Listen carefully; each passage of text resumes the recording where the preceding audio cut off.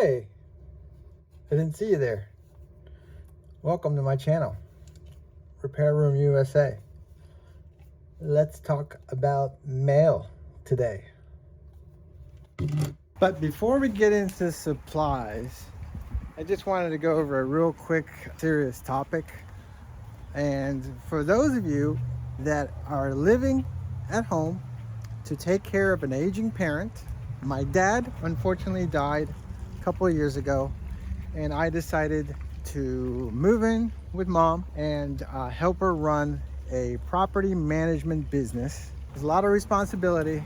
This gives me a lot of opportunities that I've never had before. It's a blessing to be able to spend the last few years with a parent. Unfortunately, this morning I woke up out of a dead sleep with a faint cry for help. My mom, apparently she was feeding the cat, and when she got up, she fainted and was on the ground, and she didn't hit her head very hard. She tried to grab onto the wall, but unfortunately she couldn't keep stable, and she fell, hurt her knees, hurt her back a little bit, and I had to slowly get her off the ground and help her. So unfortunately, I'm the only child, and with dad dead, you know, there's nobody else to help me. So it's one of the many hats that I have to wear to be able to do these things, which if it wasn't for that, I wouldn't, you know, even have the opportunity to do this if it wasn't for the generosity that my mom and the life that they have provided for me. But enough of that. She is okay. Let's get into the video and let me show you some of the cool things that came in the mail today. All right, check this video out. All right, welcome everyone. This is Richard from Repair Room USA. Today we're going to go over some things that you don't realize when you're going to start this career, and things that you're going to need if you plan to fix and repair iPhones. I also got some of these in. These are the high speedo boards. These are for the N64, and this I've found that works the best out of everything else that I've used so far in getting the Nintendo 64 to actually look good. So these are awesome. Also, I got in these. These are hard to get now. These are TriStar testers, but they're 100% necessary. With the TriStar tester, that is what you put in the phone to make sure that the communication chip of the TriStar is working. And this is just a quick little thing that you can do, and it saves you a lot of time. If this shows up a false test, then you know where to start looking. Also, I got in a tail tester. These right here are really good for being, this one's got the lightning port and it's got USB-C. This is a quick way to tell if maybe the connector inside the phone or the laptop is bad or damaged, and this will give you a quick idea on if it's messed up. You're definitely going to need these for repair. Let's get a phone here. Let's test it out. So let's see what happens when I stick it in this phone. It gives you the diode ratings, if you can look at that.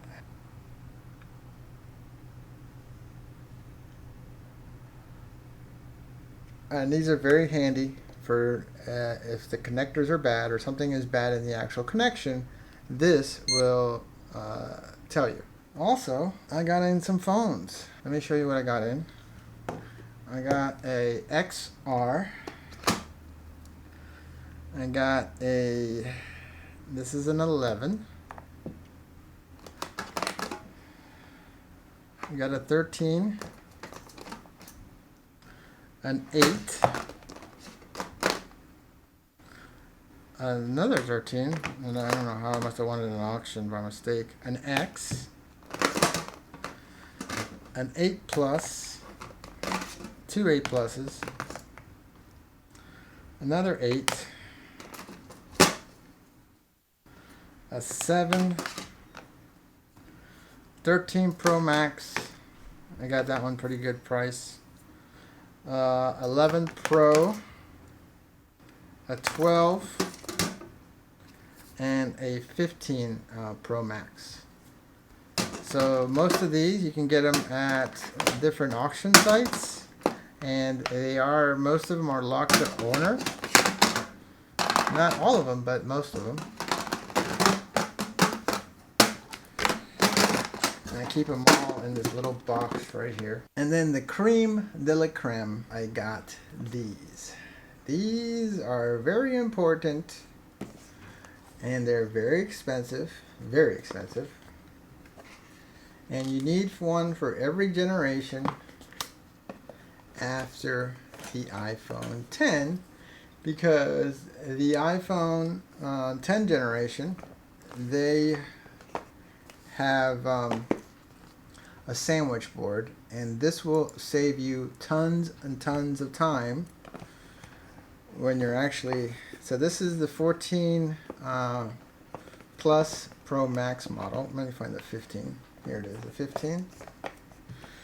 So if you look at the 15 here, it comes with a reballing stencil right here.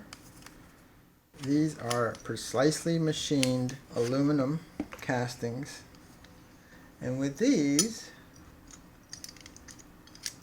is you can add the bottom and the top board without having to weld them all together, and to be able to test them out, and it saves you that whole step of testing the bottom board with the top board, and allows you to combine them so that you can save yourself a lot of time. If you look closely, it even comes with these tiny little pins. I don't know if you can see them in there, but these little pogo pins that actually are, the way that they're machined is that they go up and down. They go in and out. So these pins actually recede a little bit, and they have like a spring action to them.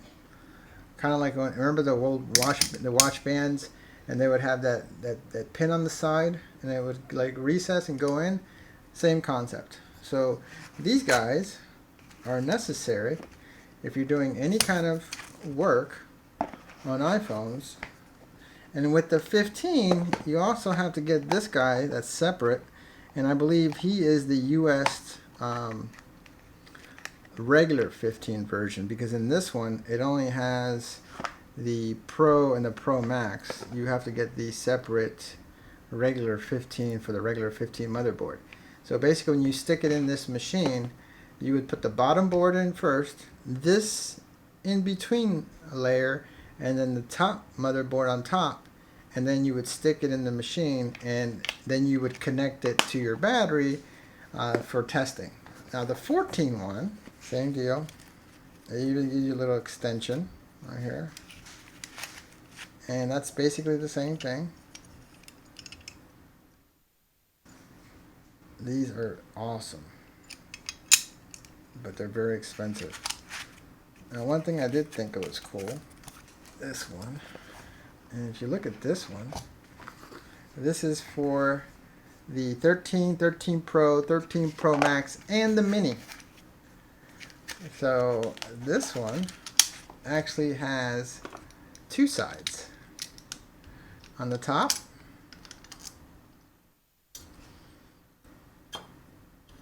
and this is the 13 and the Mini, and this is the 13 Plus and the 13 Pro Max, and on the bottom it has, I think, the Mini and the regular 13. So it actually has two sides to it. And this has to be perfect in order to get the contacts to be going between.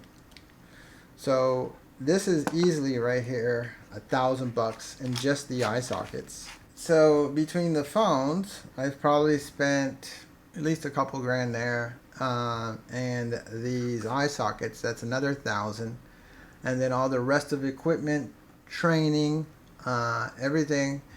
you're going to be looking probably closer to the 10,000 and up for just getting everything that you need to be able to start doing repair.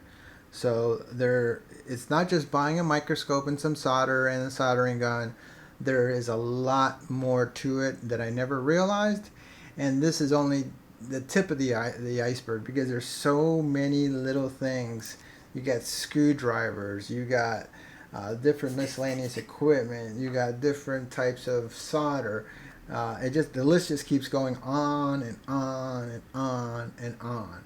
So that's why you have to be very careful if you decide that you want to do this.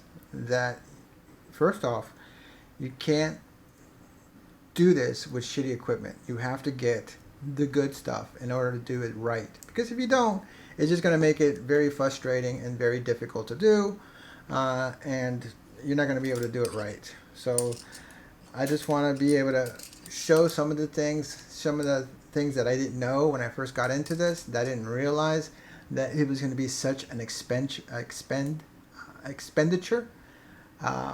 But you have to love what you do to do it. All right, guys. I hope you like this video. It is very difficult to do these. I am terrible at editing and getting all the films and all the sources at the same time and at the same, because there's delays. You don't realize that the capture card has a delay. There's audio delays. You got to get all the cameras sequenced and working together. Hopefully, I want to warn people what it takes to do this. It is an awesome, awesome career choice, but it's not easy. But nothing in life that you want and that is worth having is ever easy. Good night.